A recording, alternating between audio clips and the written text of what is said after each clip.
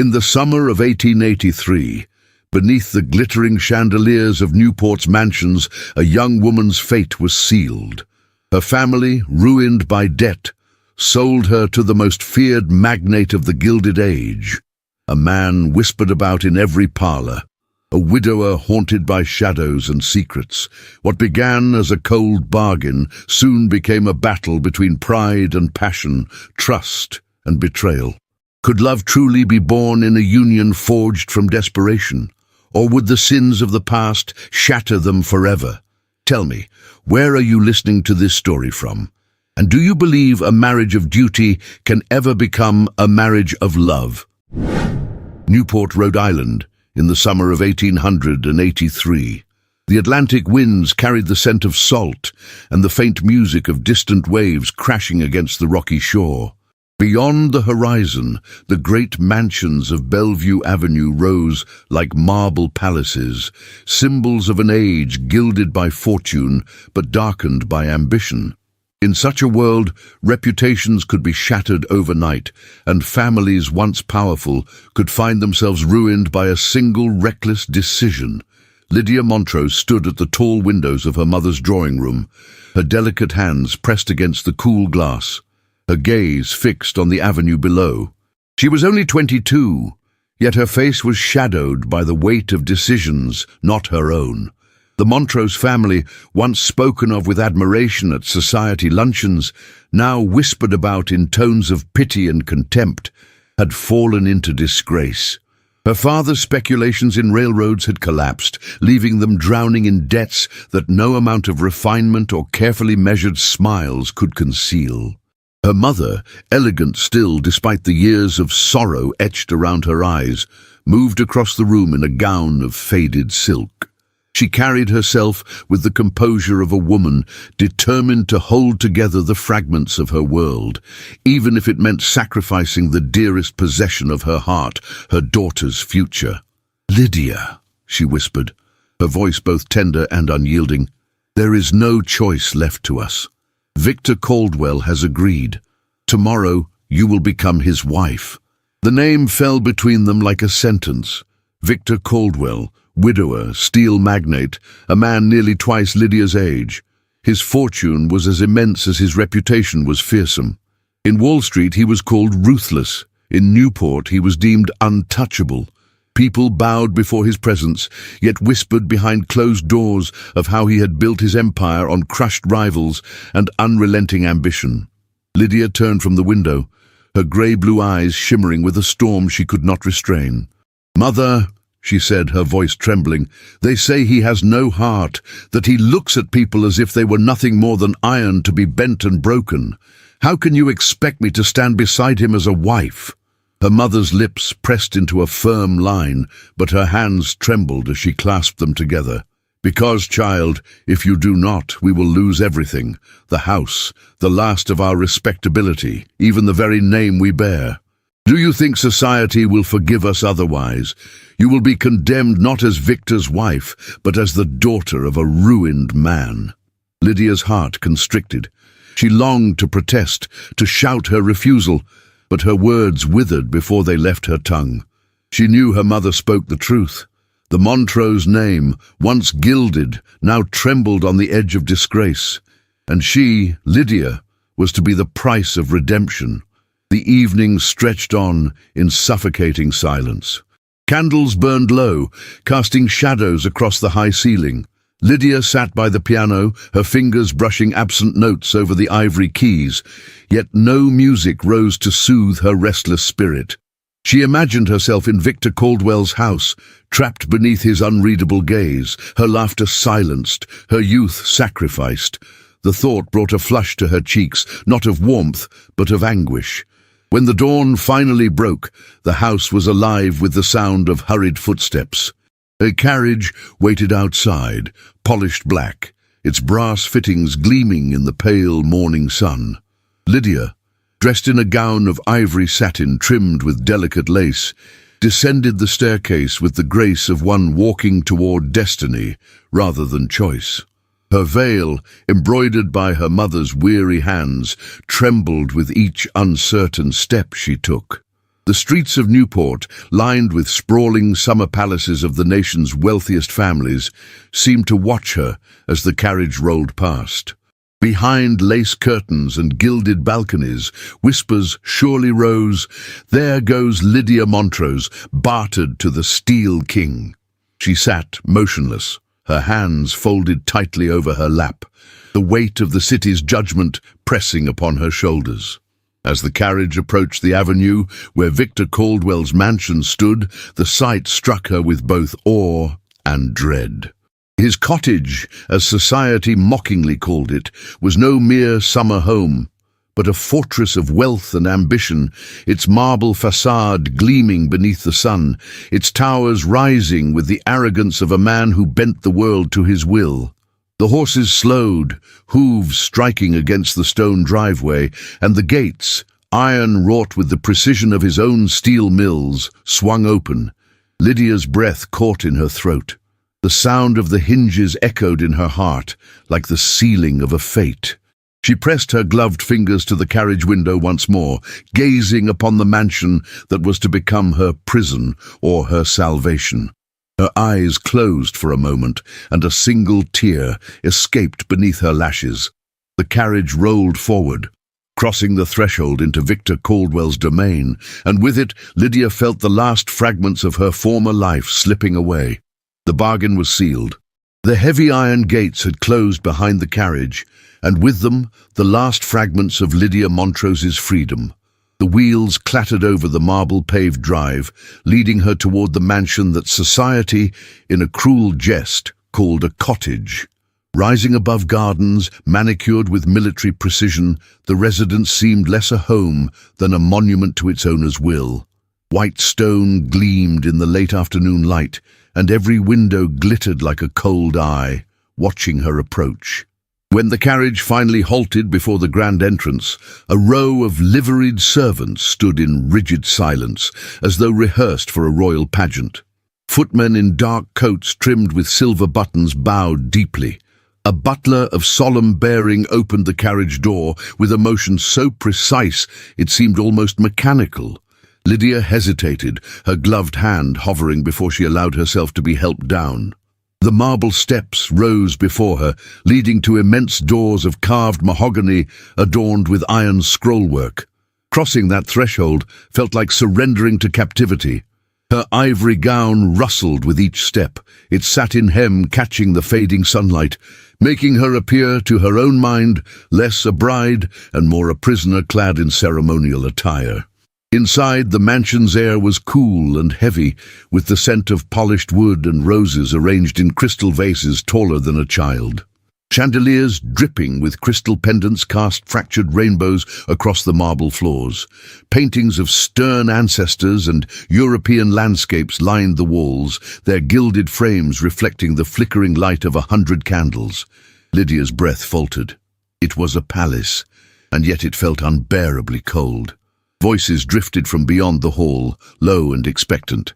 The wedding reception had already gathered its audience, and with it the judgment of Newport's unforgiving society. Lydia's heart hammered against her ribs as the butler guided her toward the ballroom doors, which opened with ceremonious weight to reveal a scene of dazzling splendor. The ballroom blazed with light. High ceilings glittered with chandeliers, and the walls were draped with silk in shades of gold and crimson. Ladies in gowns of satin and velvet clustered like jeweled birds, their fans fluttering in patterns as intricate as their whispers. Gentlemen in black frock coats and gleaming boots stood in groups, their eyes sharp with curiosity. The air was filled with the strains of a string quartet, yet the music seemed fragile against the stronger notes of gossip that rippled across the room. All eyes turned upon her. Lydia felt the heat of their scrutiny, the weight of their disdain thinly veiled behind polite smiles. She was the daughter of a fallen family, bartered to a magnate whose power was feared as much as it was envied. In their eyes, she was not a bride, but a transaction. A lady's whisper, though hushed, cut through the air as if shouted, "Poor creature traded like cattle to the Steel King." Another voice, laced with malice, followed. "He could have chosen anyone. Why her? Perhaps he delights in reminding us that even ruins can be purchased. Lydia's cheeks burned. Her steps slowed, yet she forced her chin upward, summoning what remained of her dignity. She remembered her mother's words. Appearances were everything in this world. To falter now would be to invite ruin upon ruin. Victor Caldwell stood near the head of the room, his tall frame commanding attention. Dressed in a black coat tailored to perfection, his silver watch chain gleamed against his waistcoat. His hair, touched with grey at the temples, gave him an air of authority rather than age. His expression was as unreadable as stone, his dark eyes fixed upon Lydia with neither warmth nor cruelty, only a piercing intensity that unsettled her. He extended his arm. The room hushed as Lydia placed her trembling hand upon it, the weight of his presence both reassuring and suffocating. Together they advanced through the throng, society parting before them like water before a prow. Yet in the silence that followed their steps, the whispers resumed, quieter, sharper, like blades drawn in secret. The reception unfolded with all the grandeur expected of Newport's elite. Servants glided among the guests carrying trays of champagne in crystal flutes. The scent of roses mixed with the aroma of roasted pheasant and spiced pastries. The string quartet played waltzes that stirred memories of Vienna and Paris, yet Lydia felt no music in her soul. She moved like an ornament displayed in a gallery, every smile rehearsed, every word measured. Ladies approached with courtesy sharp as needles. "My dear Mrs. Caldwell," they said, voices honeyed, yet eyes gleaming with amusement. "How fortunate you are!" Their compliments dripped with poison, and their laughter followed her when they turned away. Lydia answered with soft words and lowered lashes, hiding the storm of humiliation within her. Victor, for his part, remained composed. He spoke sparingly, his baritone voice low and controlled, offering nothing for others to seize. He introduced Lydia with formality, his hand firm upon hers, yet his gaze gave her no clue of his thoughts. She searched for warmth, for reassurance, for any hint of tenderness, but found only a wall of restraint. As the evening wore on, Lydia felt the walls of the ballroom closing upon her. The glittering chandeliers seemed to mock her, their brilliance amplifying the shadows of doubt. She longed for air, for escape, yet duty bound her to remain. Her glass of champagne trembled in her hand, though she did not drink. Every movement, every glance was watched. At one point, a gentleman leaned close to his companion, his words not meant for Lydia's ears, yet reaching them nonetheless. "The Steel King buys everything he desires. Tonight, it is a bride." The words struck her with the force of a blow. She turned her head, but Victor had already caught the remark, his jaw tightening for an instant before his composure returned. He gave no sign of anger, no defense of her honor, only silence. Lydia's heart sank. Hours passed like centuries. One dance followed another, yet Victor did not ask her to step onto the floor. He conversed with his business associates, his hand occasionally brushing hers as if by duty, never by desire. Lydia's mind drifted to what awaited when the music faded, when the guests departed, when only she and Victor would remain within the echoing halls of this palace. The thought filled her with dread and trembling curiosity. Would he be the ruthless tyrant society painted him to be, or the silent protector her mother insisted upon? She could not know. His eyes, when they fell upon her, revealed nothing. They were like polished obsidian, reflecting all, betraying nothing. When at last the final guest departed, leaving behind the faint scent of perfume and candle smoke, Lydia stood alone at the foot of the grand staircase. The silence of the house pressed upon her, heavy and suffocating. The servants retreated into shadow, leaving her in the vastness of the marble hall. Victor approached, his steps measured, his presence filling the emptiness. He offered no words of comfort, no gesture of reassurance. Only his gaze, dark and steady, met hers. Lydia's breath faltered, her pulse racing beneath her corset. The air between them vibrated with tension, an unspoken promise, a fear, a secret she could not yet comprehend. She lowered her eyes, her hands clasped tightly before her. The echo of society's whispers clung to her ears, ornament, bargain, purchased, yet within her heart another whisper rose, one of uncertainty, of anticipation, of the unknown that awaited beyond the doors of the chamber upstairs. The mansion loomed around her, gilded and magnificent, yet it felt to Lydia like a prison, wrought not of iron, but of duty and silence, and within its walls her fate waited, unreadable as the man who now stood at her side. The echoes of the reception still lingered in Lydia's ears, long after the last carriage had departed. The music, the laughter, and the whispered cruelties of Newport society clung to her like a shadow, refusing to disperse even as silence claimed the mansion. She stood at the foot of the staircase, her gloved hands trembling against the folds of her gown, while the candles guttered in their sconces, casting restless flickers across the marble floor. Victor Caldwell's figure loomed nearby, tall and dark against the opulence of his own creation. He had not spoken much that evening, and now, as the servants melted into obscurity, his silence seemed heavier than the grandeur around them. Lydia's heart pounded with fear. The moment she had dreaded since the betrothal was upon her. The moment when appearances would fall away, when she would face the man whom society called ruthless, a man she now called husband. "Come," he said at last, his voice low and measured, carrying a command that brooked no resistance. Lydia's steps echoed faintly as she followed him up the sweeping staircase. Each step seemed to carry her deeper into a labyrinth from which there would be no escape. The air grew quieter, denser, as they reached the upper corridors, where portraits of solemn ancestors gazed down with eyes painted centuries before. She felt judged by their silent stares, condemned by a lineage that was not her own. Victor opened the doors to a private chamber. It was vast, panelled in dark mahogany, with velvet draperies of midnight blue pulled against the night. A fire burned in the hearth, its glow softening the severity of the room, yet doing nothing to ease the weight pressing upon Lydia's chest. The massive four-poster bed stood in shadow, its carved posts reaching like sentinels toward the ceiling. She hesitated at the threshold. Her breath came shallow, her fingers twisting together. She expected coldness, cruelty, the claim of a man who had purchased her future. Every whispered tale she had heard filled her mind, that Victor was merciless in business, incapable of tenderness, and that his first wife had not survived long in his world of steel and stone. Victor closed the doors with deliberate care, then turned toward her.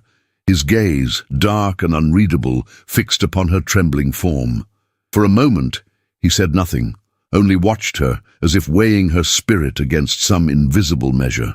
Lydia lowered her eyes, heat rising in her cheeks. She could not endure the piercing silence. "I know why I am here," she whispered, her voice so faint it barely reached him. "I do not ask for kindness, only do what you must, and I will endure." A shadow flickered across Victor's face, surprise, perhaps even pain, but it vanished as swiftly as it came. He stepped closer, his presence overwhelming, and Lydia's breath faltered.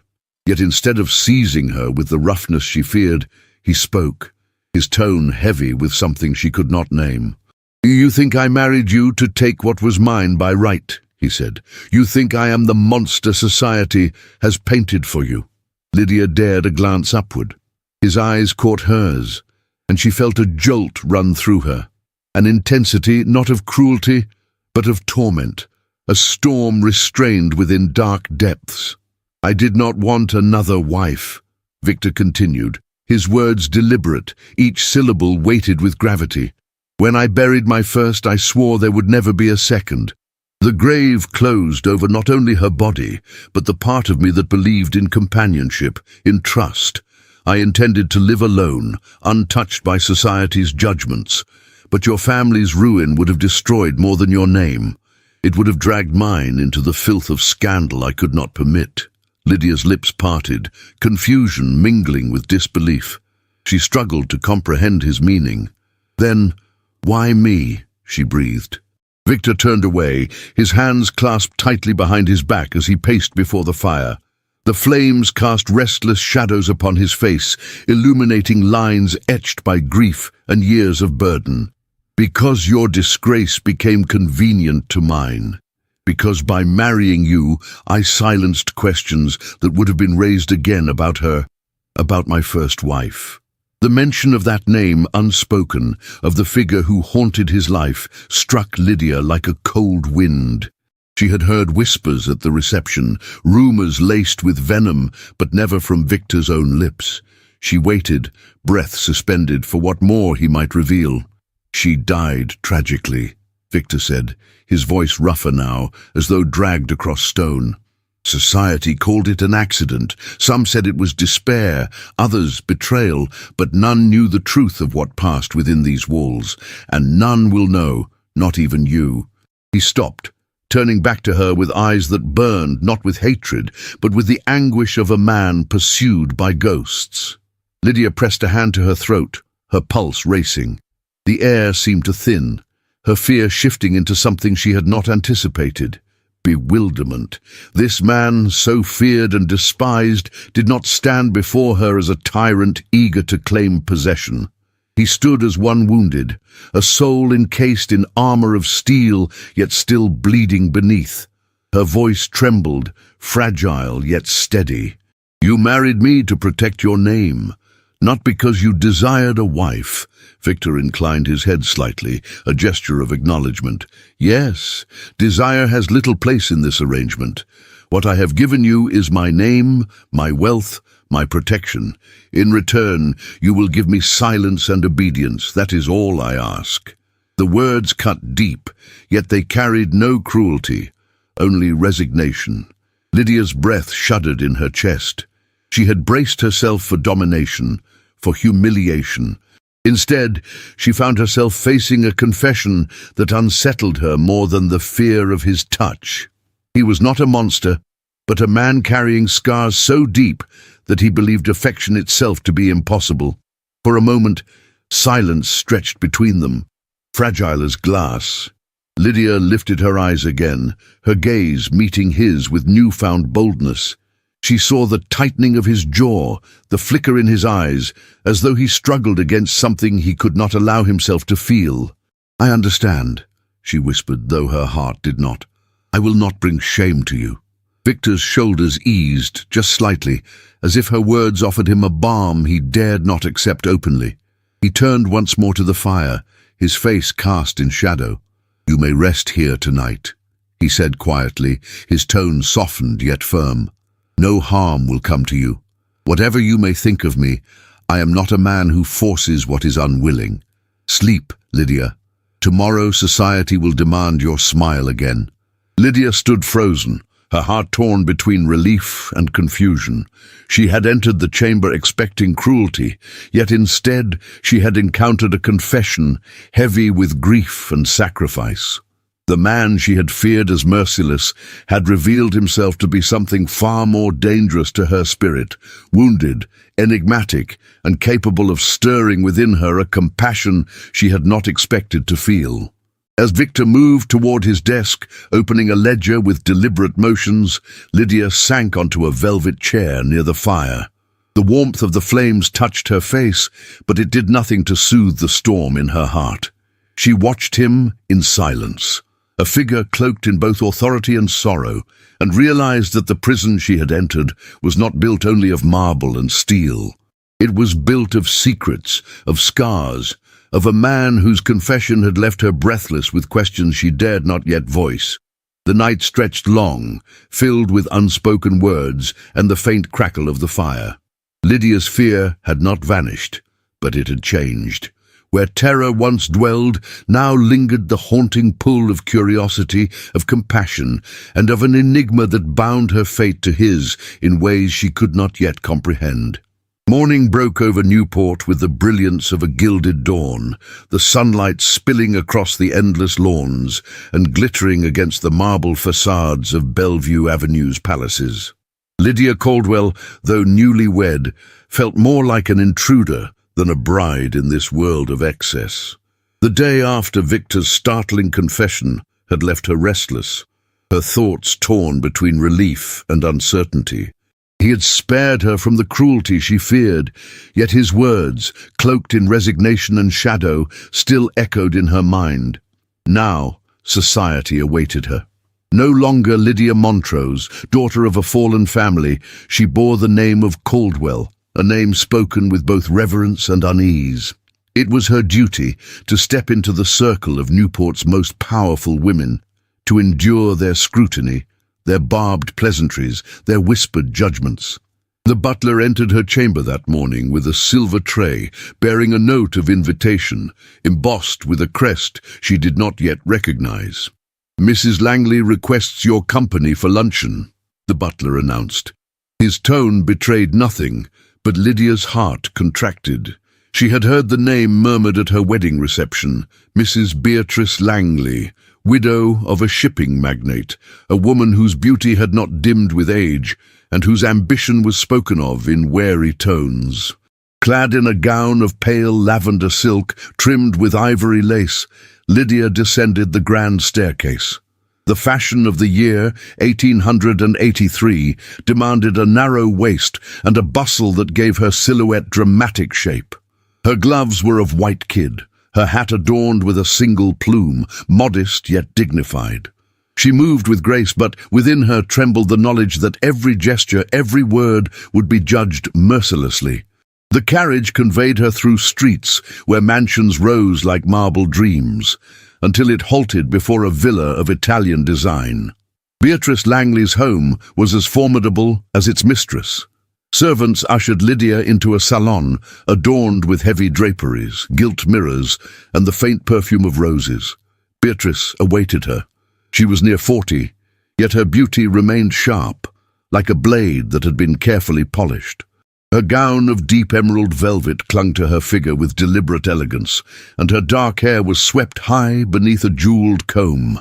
Her smile was courteous, her eyes merciless. "My dear Mrs. Caldwell," she said, her tone rich with irony, "how kind of you to accept so swiftly. Newport society is eager to become better acquainted with you." Lydia curtsied, her cheeks faintly flushed. "The honor is mine, Mrs. Langley." They were not alone. Several ladies of society gathered in the salon, their gowns shimmering in hues of sapphire, rose, and gold. Fans fluttered, glances darted, whispers rose and fell like the hum of bees. Lydia sensed the unity among them, not of friendship, but of shared curiosity. She was the spectacle of the day, the young wife of Victor Caldwell, the man who had eluded Beatrice Langley's grasp. The luncheon unfolded with elegance, yet beneath its polished surface lurked malice. The table was set with porcelain from France, silver cutlery engraved with crests, and crystal glasses that caught the light in 1,000 fragments. Dishes of oysters, cold pheasant, and delicate pastries appeared in sequence, carried by silent servants.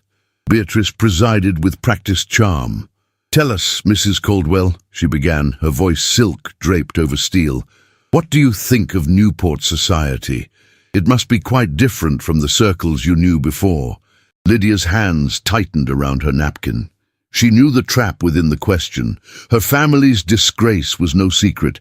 Her provincial upbringing was the subject of countless whispers. Still, she raised her chin and answered softly, "It is a world of beauty and refinement. I feel its weight, but also its splendor." A murmur of amusement rippled among the ladies. One leaned to another and whispered too loudly, "Poor thing, she mistakes splendor for kindness." Laughter followed, thinly veiled behind fans. Beatrice's eyes gleamed. "Yes, splendor can be overwhelming," she said, "and one must learn quickly, for society here is not forgiving. We all must master its rules, or be crushed by them." She sipped her wine, her gaze fixed upon Lydia. "But I suppose you already know something of that." The words struck with precision, and Lydia's heart tightened. She forced a small smile, but her eyes burned with humiliation. She remembered her mother's plea, Endure, endure for the sake of their name. She swallowed her pride, though it seared her throat. As the afternoon waned, Beatrice delivered her final blow. Rising gracefully from the table, she approached Lydia with the smile of a predator. "You must understand, my dear," she said in a low voice, audible only to her. "Victor Caldwell does not marry for affection. He marries for necessity. Do not deceive yourself into thinking he will ever truly accept you." Lydia's breath caught. The cruelty of the words struck deeper than all the laughter, deeper than all the whispers. For an instant, despair threatened to overwhelm her, yet as she met Beatrice's gaze, she glimpsed something beneath the malice, jealousy, sharp and unrelenting. The realization gave her a spark of strength. That evening, back within the marble halls of her new home, Lydia wandered through the gallery where portraits of unknown Caldwells stared down from their gilded frames. She paused before a mirror, her reflection blurred by the glow of lamplight.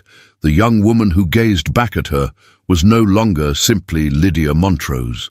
She bore the name of Caldwell, and with it the burden of pride and defiance. Victor appeared in the doorway, his presence filling the silence. His eyes lingered upon her, unreadable as ever. For a moment, Lydia longed to tell him of the cruelty she had endured, of the venom that Beatrice had whispered into her ear. Yet her lips remained sealed. To confess would be to admit weakness, and weakness was a luxury she could not afford. Instead, she offered him a steady look, her voice calm, though her heart trembled. "Newport society has sharp edges, Victor. I shall learn to walk among them without bleeding." He regarded her with a flicker of something she could not name, respect perhaps, or surprise. But he said nothing, only inclined his head and turned away. Lydia's chest tightened with unspoken longing. If he could see her strength, if he could recognize her courage, perhaps she might one day earn more than his protection. That night, alone in her chamber, Lydia lay awake as moonlight traced silver patterns across the floor. The whispers of society still rang in her ears, cruel and relentless, yet within her stirred a new resolve. She would not be crushed by their scorn. She would not bow to Beatrice Langley's malice. She would endure, with dignity if not with joy, until she discovered the hidden path that fate had set before her.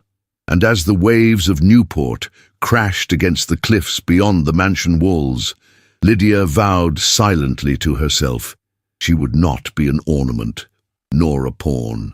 She would find her place in this gilded prison, and she would learn its rules not as a victim, but as a survivor. The days that followed Lydia's first luncheon among Newport society moved with the slow weight of an unfamiliar tide. She had entered her new life as though stepping into a gilded cage, one she feared would suffocate her, yet she began to sense that not every bar was as unyielding as it seemed. Victor Caldwell remained a man of formidable silence, his presence commanding yet distant. Still, in fleeting moments, the mask he wore cracked, and in those cracks Lydia glimpsed something that stirred both suspicion and an ache of tenderness she dared not name. It was at a soirée one evening, in a ballroom blazing with 1,000 lights, that she first noticed the shift. The mansion belonged to one of Victor's associates, a railroad baron whose fortune rivaled his own. The air shimmered with perfume, the swish of satin gowns, the laughter of women glittering with diamonds. Lydia stood alone near the gilded columns, her gloved hands clasped together, when she overheard two matrons whispering behind their fans.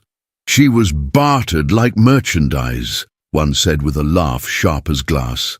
"The Montrose girl," the other replied. "Victor's charity case.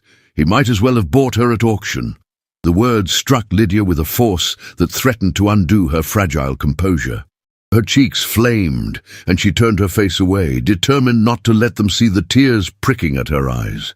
But then Victor appeared at her side, tall and immovable, his dark gaze sweeping the women into silence.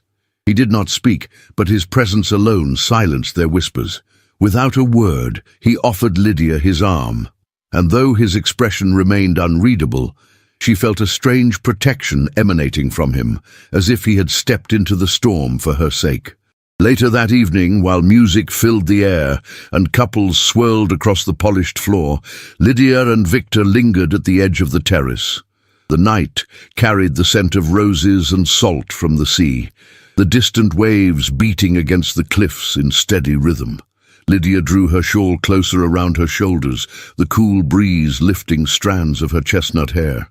"You should not let their words wound you," Victor said, his tone low, his eyes fixed on the dark horizon. Lydia glanced at him, surprised by the softness in his voice. "They wound because they are true, or nearly so," she whispered. "I was sold to you, Victor. Society will never let me forget it." He turned toward her then, his eyes shadowed but intense. "You are my wife," he said firmly. "No one has the right to reduce you to anything less. If they do, they will answer to me." The fire in his words startled her. For the first time, she saw not only the steel magnate feared in boardrooms, but a man who claimed her as his own with a force that stirred her pulse. She lowered her gaze, her heart beating fast, and the silence between them grew charged, heavy with emotions neither could name. The days continued, and small moments revealed cracks in Victor's formidable mask. At a tea held by one of Newport's more benevolent hostesses, Lydia found herself cornered by Beatrice Langley. Beatrice's smile was a blade wrapped in silk. "My dear," she murmured, her voice carrying easily to the ladies nearby, "you play the part of mistress of Caldwell's mansion quite well. Yet how fragile a part it is, when one considers that your family was ruined and that you are little more than the memory of a debt paid." The insult stung, yet before Lydia could falter, words leapt to her lips. "It is curious," she said, her tone calm but steady, "that you should be so interested in my place here. Perhaps it is because you wish it were your own." The ladies gasped softly, fans fluttering like startled birds. Beatrice's smile stiffened, her eyes flashing with fury. And at that moment, Lydia caught sight of Victor across the room, watching her. For the briefest instant, his lips curved, an expression so rare and fleeting it might have been imagined. A smile, small yet undeniable, that filled Lydia with a warmth she had not thought possible in his presence. But the warmth was not without shadows. One evening, while Victor was away attending to business, Lydia wandered the halls of the mansion, her steps echoing against the marble floors. The house was immense, a labyrinth of silence and secrets. She entered his study, a room panelled in dark wood, lined with shelves of books and ledgers, its air heavy with the scent of ink and old paper. Upon the massive desk lay a box of polished oak, locked with a simple clasp. Curiosity stirred within her, a temptation she struggled to resist. Yet her fingers, trembling, sought the key that rested nearby.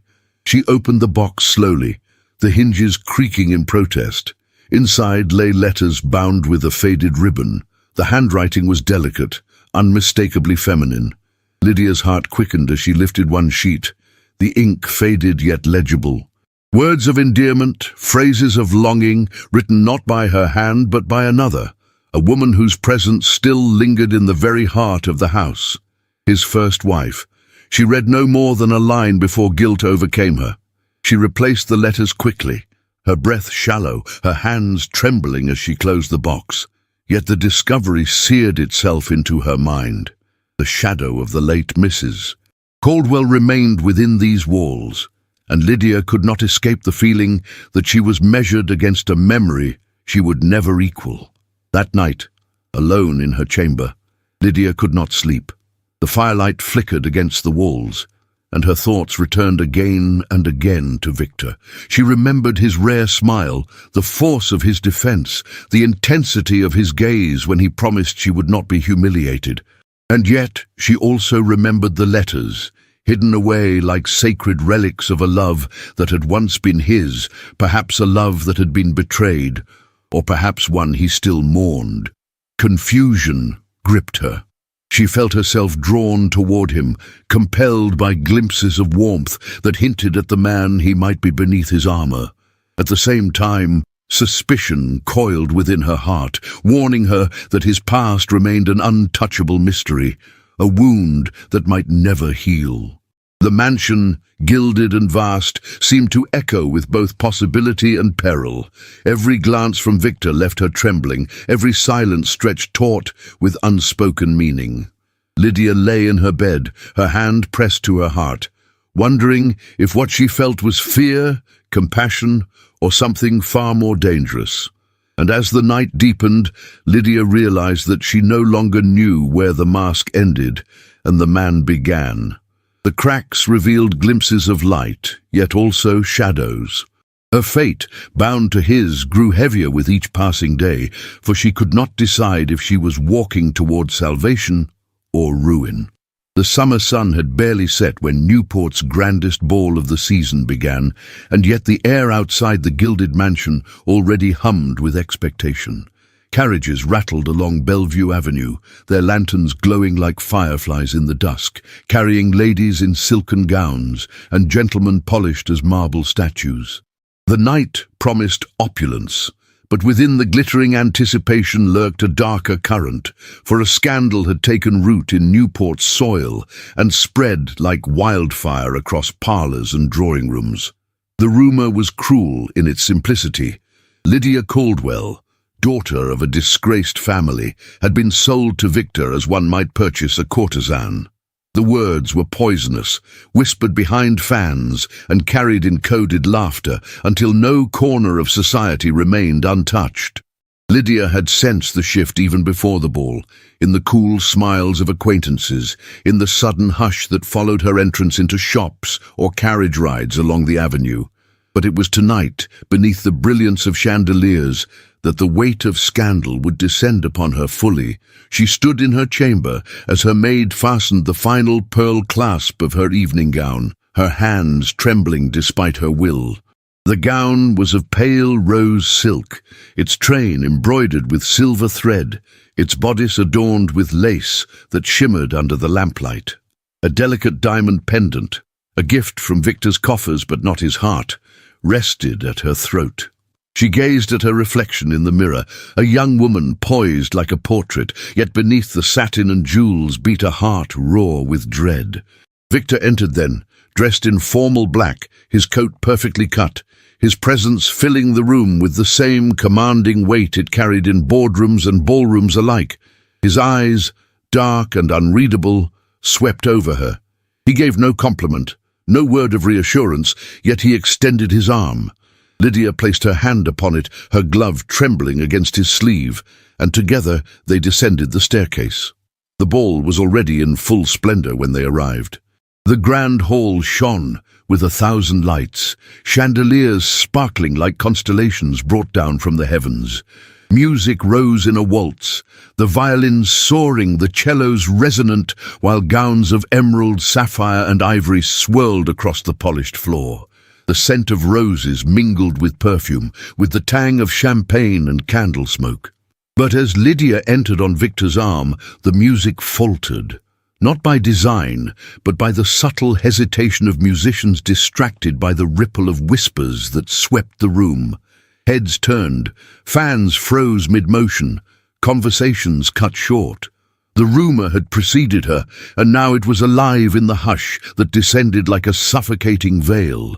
"Sold to him," a voice murmured, just loud enough for her ears. "Nothing more than a purchase," another replied, followed by the rustle of silk and the hiss of laughter behind gloved hands. Lydia's cheeks burned crimson. She felt the heat rise to her temples, her breath catching in her throat. Every step through that glittering crowd was an ordeal, each glance a dagger. Her hands tightened against Victor's arm, though she dared not look up at him. She feared the confirmation of her humiliation in his eyes. They reached the head of the ballroom, where the host greeted them with exaggerated courtesy, his smile too broad, his bow too low. The falseness of it stung worse than any insult. Lydia's pulse thundered in her ears as she curtsied, her knees weak beneath the weight of every gaze. The night wore on with cruelty disguised as elegance. Women brushed past her with saccharine smiles, murmuring greetings that dripped with hidden venom. "How fortunate you are, my dear, to have caught the attention of such a powerful man." Their words were daggers concealed in velvet, slicing deep, though their tones remained sweet. Gentlemen nodded with stiff civility, but she caught their smirks when they turned away. She felt herself drowning, her dignity slipping with every whispered word.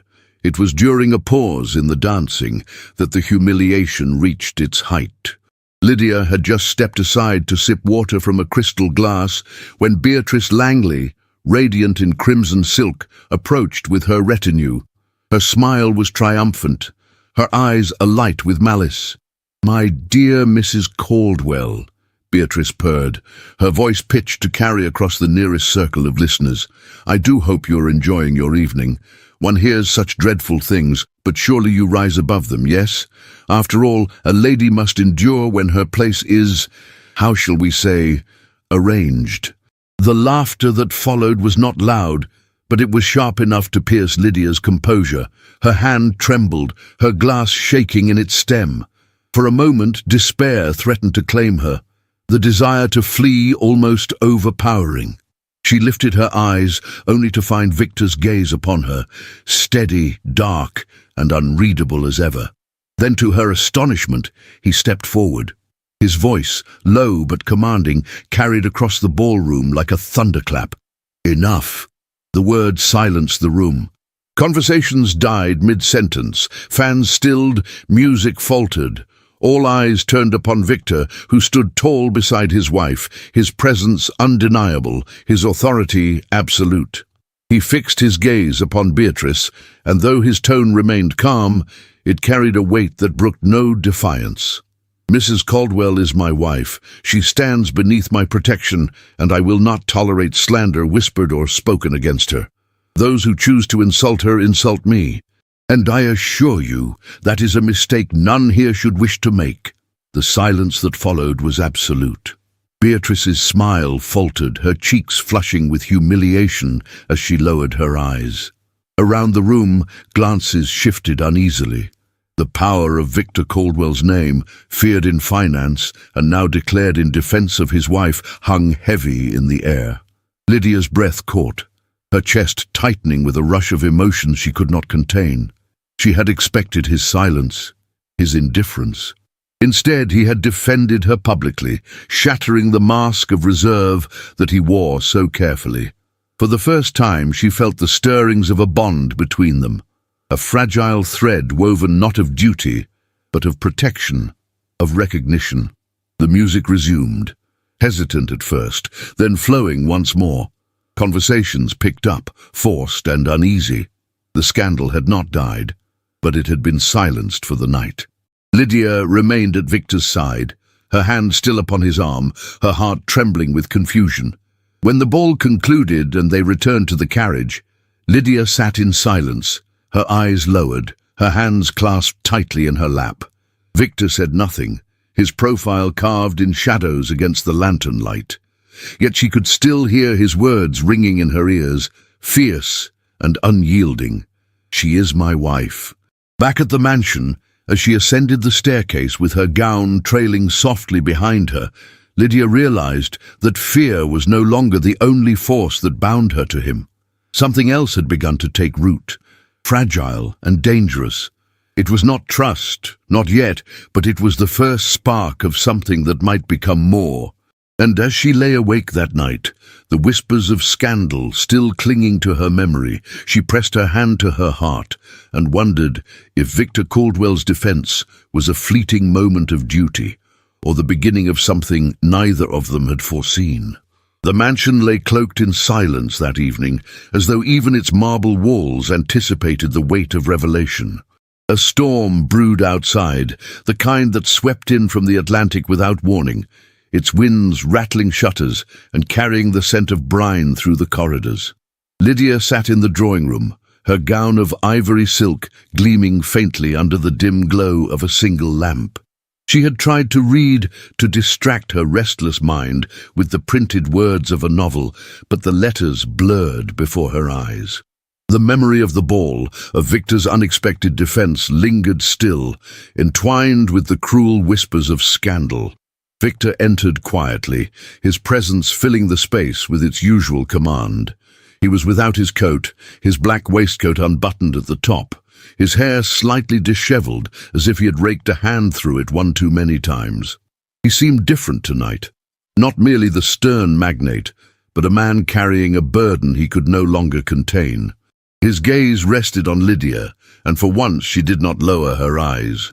"You wonder about me," he said, his voice deep but unsteady, as though the admission itself cost him dearly. "You wonder about her." Lydia's breath caught. She knew without asking that he spoke of his first wife, the figure whose shadow lingered in every corridor, whose name was etched into society's collective memory, though Lydia herself had never dared speak it aloud. She set aside the book and folded her hands in her lap, her heart pounding. "I have heard whispers," she replied softly, "but I do not know the truth." Victor crossed the room, each step deliberate, his boots sounding against the polished floor. He stopped near the mantelpiece, his hand resting upon its edge as though he needed the support. The fire cast a glow across his face, accentuating the hard planes of his jaw, the tension that tightened his features. "She was everything society adores," he began, his voice heavy with bitterness. "Beautiful, gracious, admired by all. They called her perfect, the jewel of every gathering. And perhaps she was, for them, but not for me." Lydia's chest tightened. She leaned forward slightly, her eyes fixed on him, afraid to breathe too loudly lest she shatter the fragile courage with which he spoke. "She betrayed me," he continued, his tone rough, as though dragged from a wound that had never closed. "Not once, not twice. She gave her smiles, her laughter, her very tenderness to another man while she bore my name.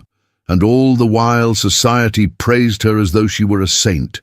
The words fell like stones, each one striking with painful clarity. Lydia pressed her hand to her mouth, her heart aching with the force of his confession. She had never imagined such darkness hidden behind the silence he wore so carefully. "Then came the night she died," Victor said, his gaze distant, fixed on memories no firelight could banish. "An accident," they said, "a fall from the cliffs. Some claimed it was despair, others whispered it was punishment. I buried her, but I did not bury the whispers. They followed me, they follow me still. To society, I am the man whose wife died tragically, the man they pity and fear in equal measure. To myself, I am the man who trusted once and was destroyed for it." His voice broke on the last word, not in sound, but in the weight behind it. Lydia's eyes filled with tears she could not suppress. She rose, moving toward him slowly, as if any sudden motion might drive him back into silence. She stopped, just a breath away, her fingers trembling at her side, aching to reach for him, but restrained by the invisible walls he still held between them. "Victor," she whispered, her voice breaking with compassion, "you have carried this alone." He turned to her then, his eyes dark and unyielding, yet within them flickered something raw. Pain, yes, but also the faintest spark of need. "Alone is the only way I know," he said. "I told myself I would never allow another woman near enough to wound me again. And yet," he faltered, his gaze dropping briefly before finding hers again, "and yet you are here." The tension between them quivered, fragile and undeniable. Lydia felt the storm both within and without pressing against her. She wanted to ease his suffering, to tell him he was not alone anymore. Yet even as compassion welled within her, insecurity twisted in her chest. How could she, Lydia Montrose, disgraced daughter of a fallen family, ever hope to compete with the memory of the woman society still praised as perfect? "You speak of betrayal," she said softly, her hands clasped tightly before her to hide their trembling. "But all the world remembers her as flawless. How am I, with my family's disgrace and my own inexperience, to stand against such a shadow? Will I, too, always be measured by what they see and what they whisper?" Victor's eyes darkened. He stepped closer, the distance between them reduced to a breath. "I do not measure you against her," he said, his tone sharp, almost fierce. "Do not think I do. You are not her. You could never be her, and that is why—" He stopped, as though the words burned too hot to finish. Lydia's heart thundered. The nearness of him, The intensity of his gaze made her tremble with emotions too vast to contain. She felt the air between them alive with tension, a current that bound them, though neither dared reach for the other. Her tears spilled then, unbidden, glistening against her cheeks. Victor lifted a hand, hesitating as if the motion required a battle within himself.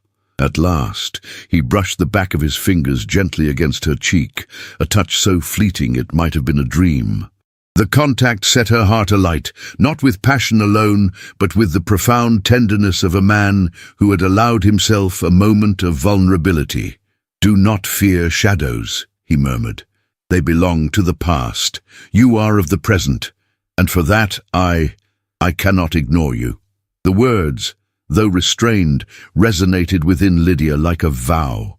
She closed her eyes briefly, savoring the sensation of his hand against her face, the warmth of his presence.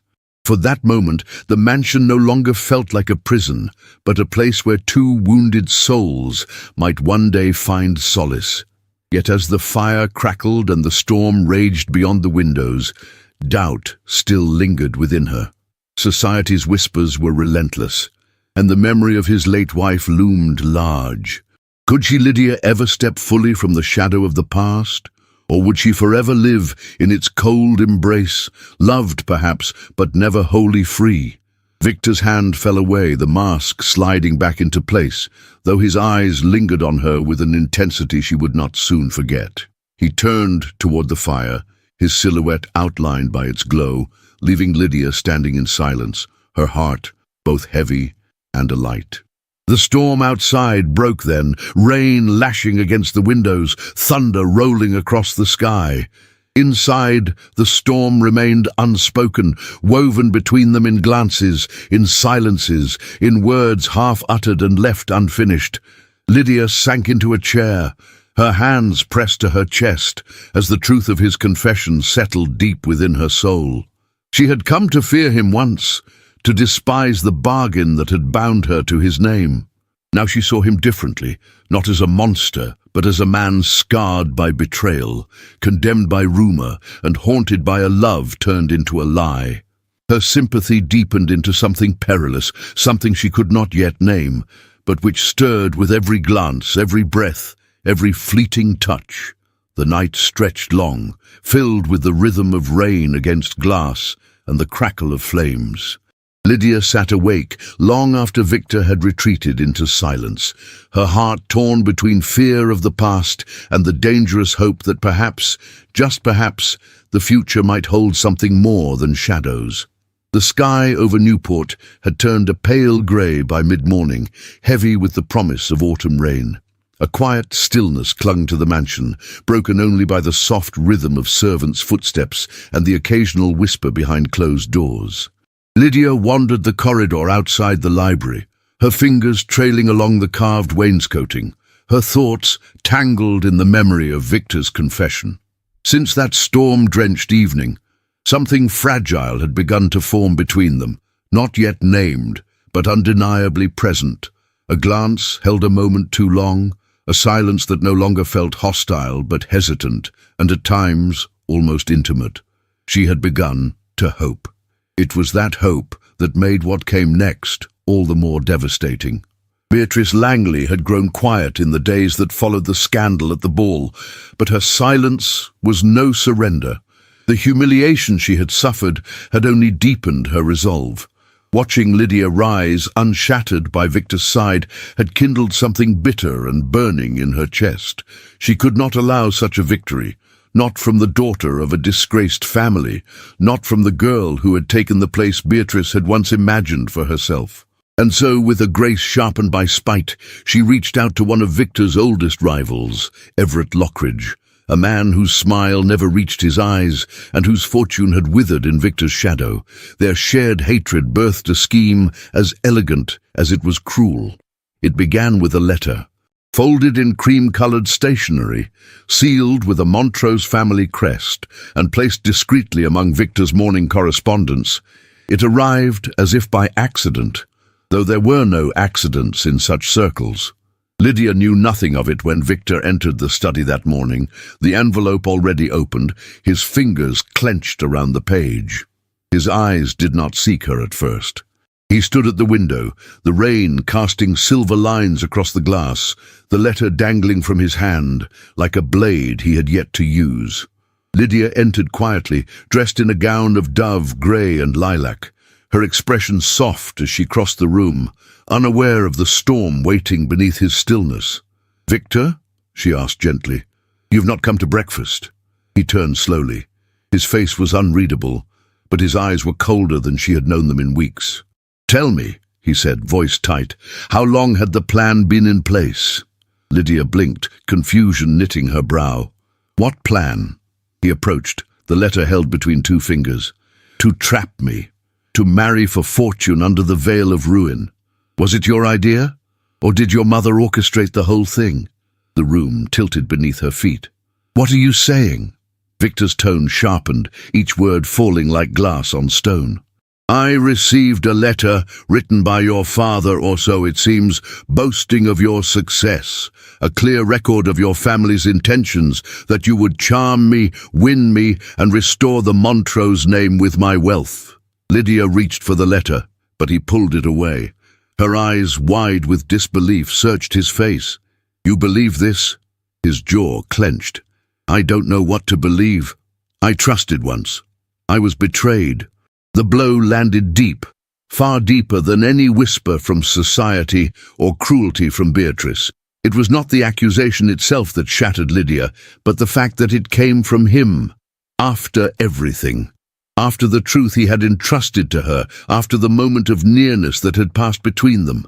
"I have never lied to you," she said, her voice trembling. "Not once. I came here unwillingly, yes, but I never deceived you. Not about who I am, not about what I've endured." Victor looked away, the muscle in his jaw twitching. "And yet here it is, written, clear as day." She moved toward him then, her voice rising not in anger, but in heartbreak. "You carry your wounds like shields, Victor. I understand that now. But if you cannot see the difference between the woman who betrayed you and the one who has stood beside you in silence, then perhaps you will never see anything at all." The silence that followed was worse than shouting. Victor did not respond. He merely set the letter down on the desk and turned his back to her, as though the weight of his doubt had already made its judgment. Lydia stood for a moment longer, waiting, hoping for a word, a glance, anything, but none came. And so she left the room without another sound, her gown brushing the doorway like the final note of a requiem. That afternoon, the mansion felt colder. The servants spoke in hushed voices, sensing the shift in air. Lydia locked herself in the music room, her hands resting on the keys of the grand piano, though no melody came. Her fingers would not move, her heart would not speak. What had bloomed between them had not been love, not yet, but it had been the beginning of something rare, something earned in glances, in truths shared behind closed doors. And now it was fractured, reduced to silence by a lie. She remembered the forged letter, the way Victor had refused to look at her when she pleaded for trust. And she felt, more than ever, the cage of their marriage, no longer gilded, but cold and sharp. By evening, the rain had ceased, leaving behind only grey skies and a garden soaked in silence. Lydia walked alone along the stone path near the rose beds, her skirts damp at the hem, her thoughts unravelling like thread. She did not cry, she could not. The pain sat too deep for tears. Instead, she let the chill air fill her lungs, the sharp scent of wet earth grounding her. Somewhere distant and unseen, a bird sang, a high, wavering note that reminded her the world moved on, even when hearts did not. She no longer knew what place she held in Victor's life. She no longer knew whether trust was a bridge they could ever rebuild. All she knew was that she had spoken the truth, and it had not been enough.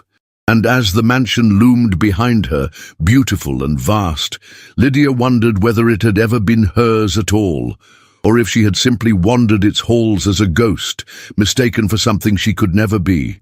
Night fell without ceremony, and within its darkness, Lydia made no promises, no vows, only silence, only endurance.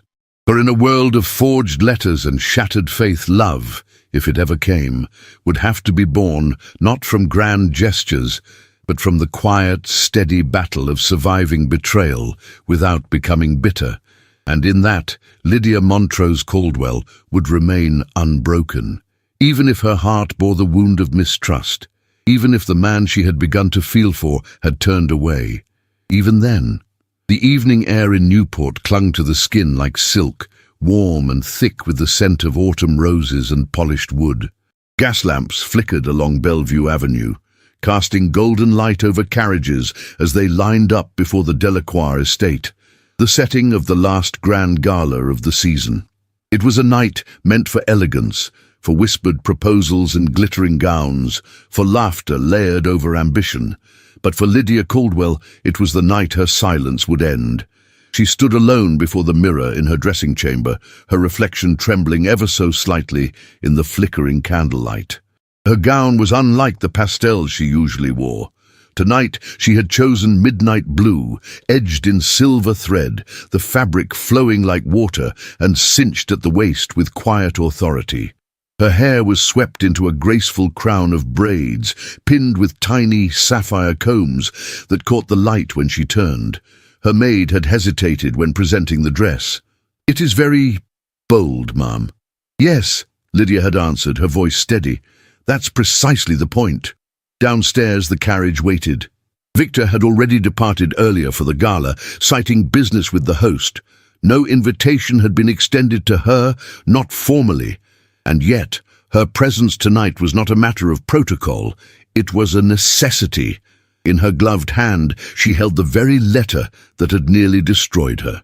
Folded and pressed flat, its edges worn from the hours she had stared at it, memorizing each forged line.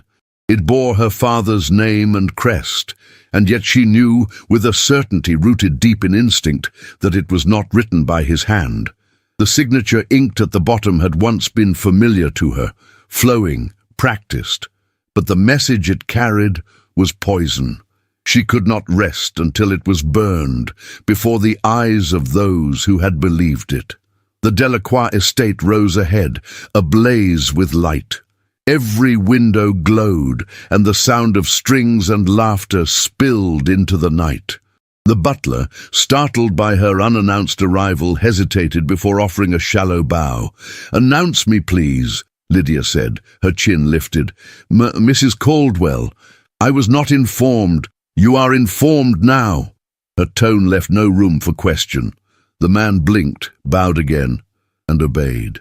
The ballroom fell into a soft hush as her name was called. Heads turned, fans lowered, eyes widened. She stepped into the room with measured grace, the train of her gown gliding across the marble floor like a tide. Gaslight shimmered against her jewels, but it was not the diamonds that commanded attention, it was her bearing. Victor turned slowly from his conversation with a senator, his expression unreadable at first, then tightening as he registered her presence and what it meant. She met his gaze without flinching. She did not walk to him, not yet. She walked to the center of the ballroom, where the musicians hesitated, uncertain whether to continue. Then she turned to face the crowd, Newport's elite, the same who had whispered behind fans, who had smiled with daggers in their eyes. "I have something to say," she began, her voice clear and unwavering, "and I will not leave this room until every one of you has heard it." A wave of discomfort swept through the guests. Beatrice Langley, standing near the buffet, raised a glass to her lips with forced nonchalance.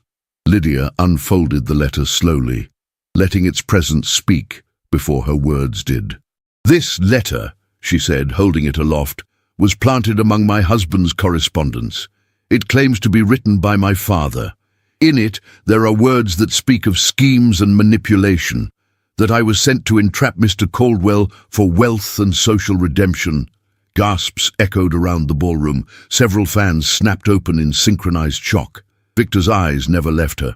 "But this letter," Lydia continued, her voice growing firmer, "is a lie, a forgery, and I will tell you why. She walked slowly across the ballroom, past the clusters of guests, until she stood before Everett Lockridge. The steel magnate paled as her eyes met his. "This letter bears the Montrose crest," she said, "but the paper itself? This particular stock is used only in personal correspondence ordered by the Lockridge Company." I recognized the watermark. All heads turned. Everett faltered, his expression cracking. Lydia turned next to Beatrice, whose painted smile had begun to falter beneath the weight of truth. "You wanted to ruin me, Mrs. Langley, but I was never yours to break.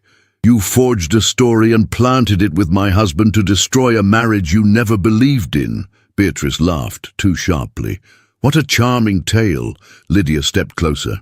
"You've wanted his attention for years, and when you saw him protect me at the gala, you knew you had lost. So you twisted the very thing that made us vulnerable. His past, his pain." She turned now to Victor. His face was carved from shadow and silence. The letter trembled in her fingers. "I cannot force you to believe me," she said, her voice softer now. "But I can stand before all of Newport and declare that I have never lied to you, not once. If you choose to believe in this lie, then let it be your shame, not mine." She placed the letter on a silver tray and struck a match. The flame danced, then devoured the page. Smoke curled into the air, curling through the room like a ghost being exorcised. The silence that followed was thick, almost holy.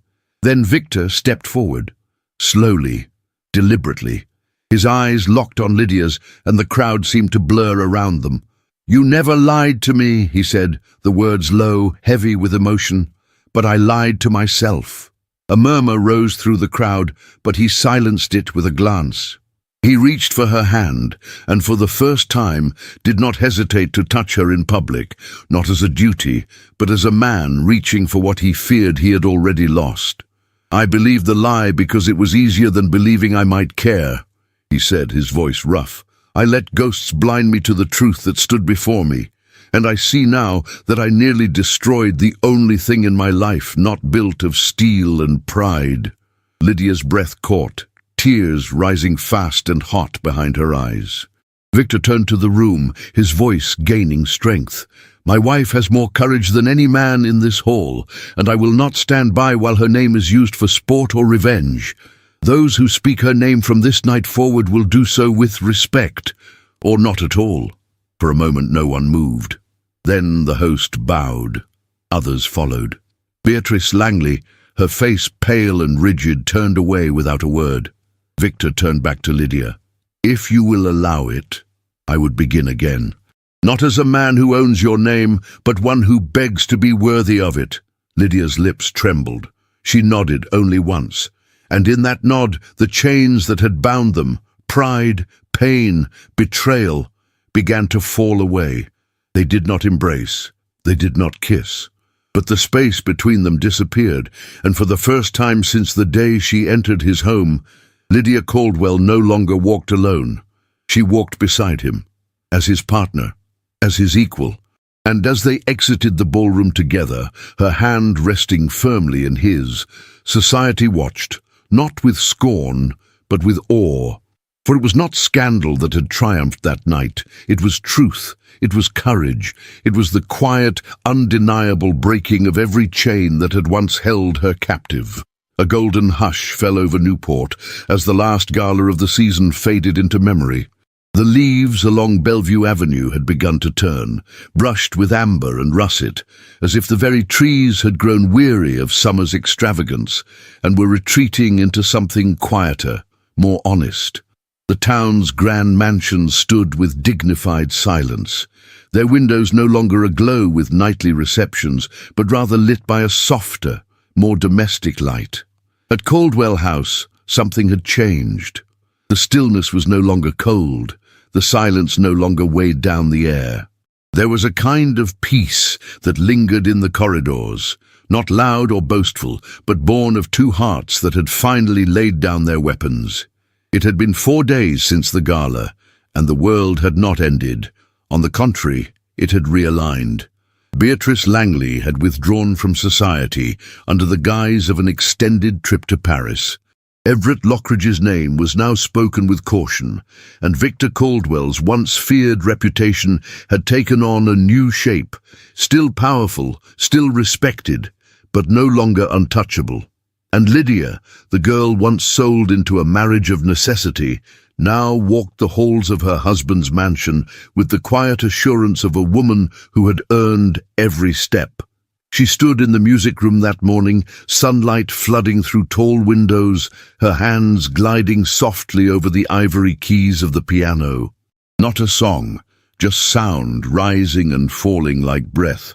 Her eyes were half closed, her thoughts far from the notes. She heard him before she saw him. Victor never announced himself. His presence always filled the room first.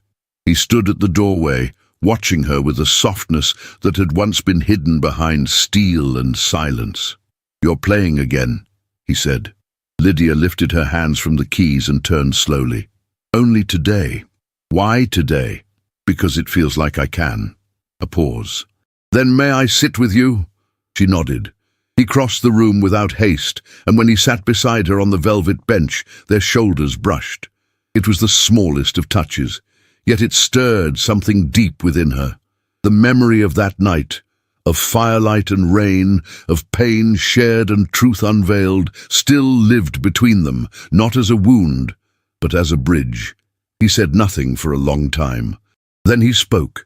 Not with the clipped tone of the businessman, nor the resigned voice of the widower, but with something new, something uncertain and unguarded. "I've spent my life building things no one could tear down," he said. "I built empires, walls, a name that men feared to challenge, but it gave me nothing that mattered, until you." Lydia's heart pounded. She turned toward him, her breath caught. Victor's eyes met hers, steady but filled with unspoken ache. "What we began with was not fair to you. I didn't see you, not really.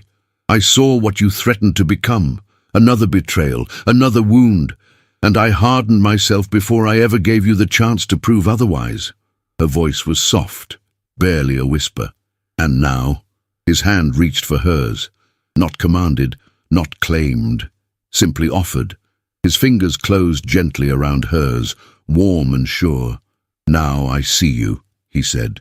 "And I want you, not out of obligation or need, but because somewhere in the quiet between your strength and your dignity, you reached me." She didn't answer with words. She simply let her hand remain in his, their silence more eloquent than any vow. That afternoon, a few of Victor's associates arrived for a brief meeting in the drawing room. Lydia had not planned to be present, she rarely was. But as the men gathered, voices low and clipped, she stepped into the room with calm poise and a gaze that did not waver. The men rose out of habit. One of them, a portly gentleman with grey whiskers and a monocle, cleared his throat awkwardly. "Mrs. Caldwell, we were unaware." "She is here because she is my wife," Victor said, his voice firm but not sharp. "And anything said in my presence may be said in hers. From this day forward, that will never be in question." The words hung in the air. Not boastful, not dramatic, just final. Lydia felt the eyes on her, but for once they did not sting, they did not judge, they merely looked, and then looked away. Later that evening the sky turned silver above the ocean. The wind came cool off the water, lifting the scent of salt and drying leaves into the air. Victor had a supper prepared, not in the great dining hall, but on the seaside terrace behind the house, a place Lydia had only ever visited alone. The table was small, draped in white linen, adorned with delicate lanterns that swayed in the breeze. The view looked out over the cliffs, where waves crashed against the rocks with the rhythm of something ancient and unchanging. Lydia stepped onto the terrace slowly, her shawl wrapped around her shoulders. The wind tugged gently at the edges of her gown, and her hair danced at her temples. Victor stood as she approached, his face lit by the lanterns. He pulled out her chair with care, and once seated poured her a glass of wine without a word. They ate simply, bread, roasted vegetables, a tender fish in lemon and herbs, but every motion, every silence was thick with unspoken emotion. When they had finished, Lydia rose and walked to the edge of the terrace. Below, the sea roared softly, and the stars had begun to emerge, one by one, like tiny fires rekindled. Victor joined her. He didn't speak for several moments. Then he said quietly, "You were sold to me." Her breath caught. He turned toward her. "That is how it began. Let us not lie to ourselves about it. I purchased the preservation of your family's name. I accepted the terms as a matter of convenience, of self-protection. But tonight, I give you back your freedom." She looked up at him, confused. He reached into his coat and produced a document, folded and sealed. He handed it to her. "This annuls the binding clause of our marriage contract, the one that secured your family's debts through this union. It will be paid regardless. You are no longer bound to me by obligation, Lydia." Her hands shook as she held the parchment. "You wish to release me?" "I wish to give you a choice," he said. "To love me of your own will, or to leave if what we've become is not enough." She stared at him, the sea crashing behind them, her heart splitting open with too many emotions to name. And then she did something that startled even herself. She tore the document in half. "No," she whispered. "I was not yours by choice, but I remain now because I wish to, because somewhere between your silence and my pride, I found something I never expected to want. Your heart." Victor stepped forward, his hands cupping her face, but not pulling her to him, simply holding her as though she were something fragile and precious. "I am still learning how to give it," he said. She smiled through tears. "Then let us learn together." And there, on the terrace above the sea, Lydia rose not as a girl bartered for her family's survival, but as a woman chosen, cherished, and whole. The waves sang below them, crashing in triumph. The stars burned above, and in that moment, the past no longer held them, only the future did. Together. Newport, summer of 1893.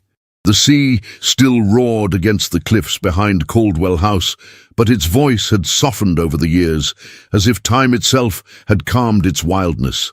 The great waves no longer sounded like warnings or cries of war. They whispered now, like memories carried in salt and foam. The house stood much the same, its marble facade untouched by age, its gardens carefully tended, but within its walls, everything had changed. A little boy ran through the rose garden barefoot, his laughter echoing across the hedges. His curls bounced with each step, and in his hands he clutched a wooden ship, carved from cedar and polished with care.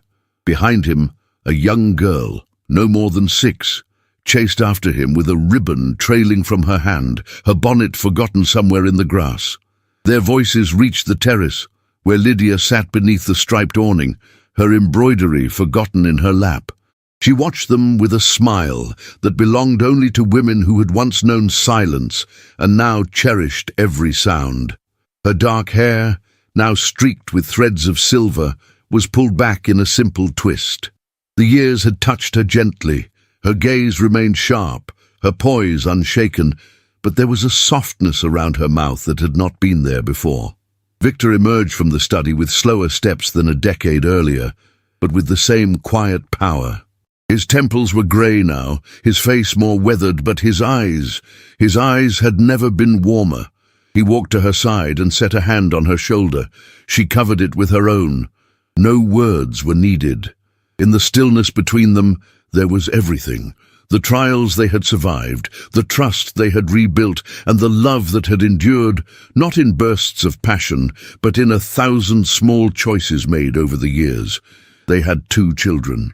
A son, James Victor Caldwell, named after both strength and legacy, and a daughter, Eleanor Rose, named after no one, because she had come into the world blazing her own path. Their children would never know the weight of scandal, nor the cold gaze of a calculating society. Lydia had seen to that. The name Montrose had been quietly restored in New York, though Lydia rarely spoke of it. Her parents had passed in quiet dignity some years before, redeemed in part by the generosity of their daughter and the reputation she had earned, not by wealth, but by character. Beatrice Langley had never returned to Newport. After her self-imposed exile in Europe, she had attempted to reclaim her place in society, but something in her had hardened beyond repair. Whispers of her bitterness followed her, and eventually her name faded from invitations and ballrooms alike.